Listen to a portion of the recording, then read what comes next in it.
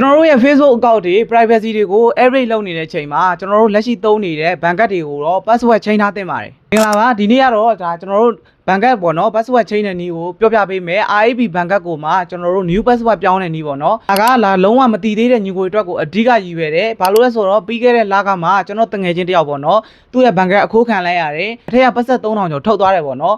ဒီကိစ္စနဲ့ပတ်သက်ပြီးတော့မှမေးစရာမေးခွန်းရှိတယ်ဘာလို့လွယ်လွယ်ကူကူထုတ်လို့ရသွားလဲအဖြေကတော့ဒါသူ့ရဲ့ password ကိုပေါ့နော်သူတငယ်ချင်းကသိနေလို့ပေါ့နော်အဲ့တော့ကျွန်တော်တို့အနေနဲ့ password ကို every လုပ်သင့်ပါတယ်စကားတွေအများကြီးမပြောတော့ဘူးကျွန်တော်တို့ဒါ RAP ကတ်ကို password ဘယ်လိုချင်းရလဲဆိုတာကိုပြပေးပါမယ်ထုံးစံတိုင်းပဲကျွန်တော်တို့ ADN set ကိုရောက်ပြီဆိုတာနဲ့ဒါကတ်လေးထည့်လိုက်မယ်ပေါ့နော်ပြီးရင်တော့ဒါကျွန်တော်တို့ရဲ့ဘာသာစကားပေါ့နော်ရွေးပေးလိုက်ပါပြီးတော့ဒါကိုယ့်ရဲ့ pin number ပေါ့နော်ဒါ password ရိုက်ထည့်ပေးလိုက်ပါပြီးရင်တော့ဒါဒီလိုမျိုး pass menu မှာပေါ့နော်ဒါကျွန်တော်တို့ရှာကြည့်ရမယ် pin chain ဆိုတာကိုရှာကြည့်ရမယ်ပေါ့နော်မတွေ့ဘူးဆိုရင်နောက်ထပ်တစ်ခါရှာကြည့်ပါမတွေ့ဘူးဆိုလို့ရှိရင်အားသားကိုထပ်နေပေါ့နော်ဒီမှာဒါကျွန်တော်တို့ pin chain ဆိုတာတွေ့ပြီပေါ့နော်အကောင့်လေးကိုနှိပ်ပေးပါပြီးရင်တော့ဒါဒီညမှာကျွန်တော်တို့အသစ်ထည့်မယ်ပေါ့နော်ဒါ password 6လုံးကိုဒါတခြားလေးပေါ့နော်မှတ်ပြီးတော့မှရိုက်ထည့်ပေးပါ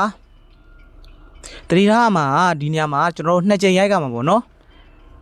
နောက်တစ်ခေါက်မှလည်းဒါခုနကထည့်ခဲ့တဲ့အစ်စ်ကိုပဲဒါနောက်တစ်ချိန်ရိုက်ထည့်ပေးပါ